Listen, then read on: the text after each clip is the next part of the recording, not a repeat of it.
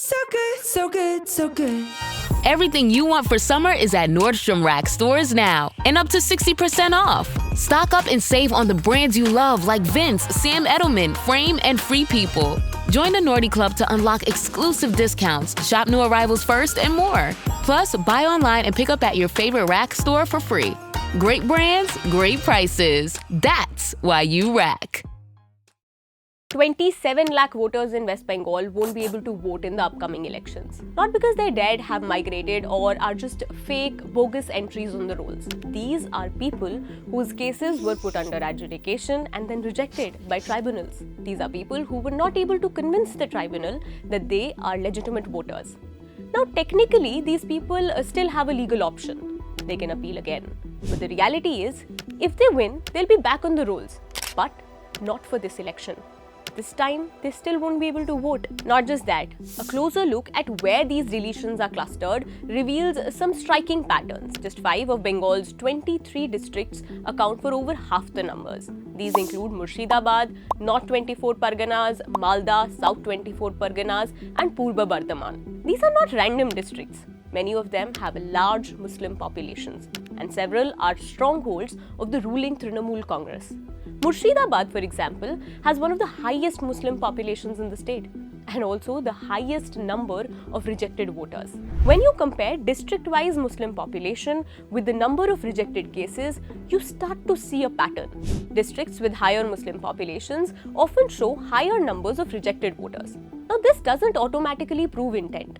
But in the middle of an election cycle, it raises serious questions. And it's not just about religion. There are also concerns around caste-based exclusion. Several of the districts with high rejection numbers like Malda, Murshidabad, Uttar Dinajpur also have significant populations of scheduled castes, other backward castes, and economically vulnerable communities.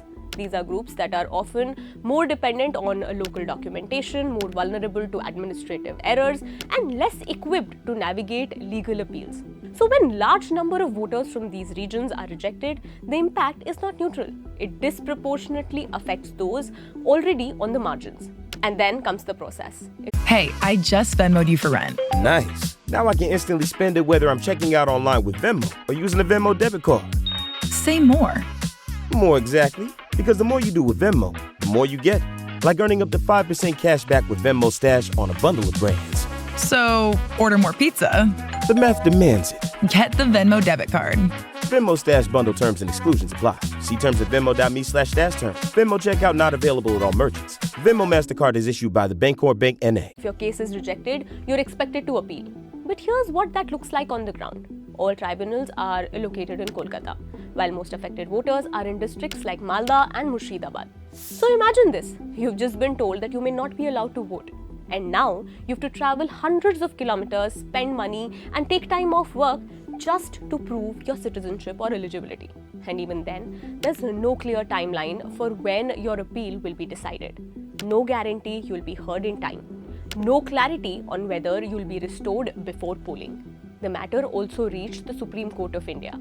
The court's position, however, received widespread criticism. It said, just because someone was previously on the voter list, they cannot be added back immediately while appeals are pending. Which means the system acknowledges the delay but doesn't solve its consequences. So here's where things stand. Lakhs of voters flagged, their cases rejected after adjudication, appeals are possible but too late to matter for this election. And the impact falls heavily on specific regions, specific communities, and specific socio-economic groups. So this is no longer just about the electoral rolls. It's about who gets to vote and who is left behind when it matters the most. For the Quint, this is Himanshi here, and that's all from me for now.